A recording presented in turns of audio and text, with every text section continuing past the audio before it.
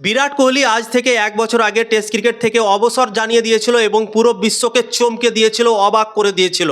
২০২৫ সালে ১২ই মে বিরাট কোহলি টেস্ট ক্রিকেটকে অবসর ঘোষণা করে দিয়েছিল। সোশ্যাল মিডিয়াতে পোস্ট করে জানিয়ে দিয়েছিল কি আমি আর টেস্ট ক্রিকেট খেলবো না, এবং ক্রিকেট ফ্যানদের মন ভেঙে গিয়েছিল সেই সময়। আগে যখন বিরাট কোহলি টেস্ট ক্রিকেট খেলতো তখন টেস্ট ক্রিকেট দেখার মজাটাই আলাদা ছিল, কিন্তু এখন টেস্ট ক্রিকেট হচ্ছে, বিরাট কোহলি সেই টেস্ট ক্রিকেটে নেই।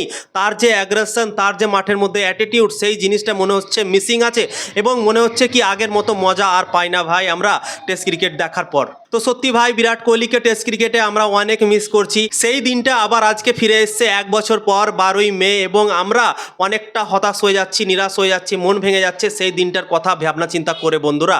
কি ১২ই মে আমাদের বিরাট কোহলি অবসর ঘোষণা করে দিয়েছিল এবং ক্রিকেট ফ্যানদের মন ভেঙে গিয়েছিল, এবং ১ বছর পূর্ণ হওয়ার পর আবার সেই দিনটা চলে এসেছে, এবং আবারও মনে হচ্ছে আমাদের মনটা ভেঙে যাচ্ছে বা আমাদের কষ্ট হচ্ছে কি বিরাট কোহলি টেস্ট ক্রিকেট খেলছে না ভাই।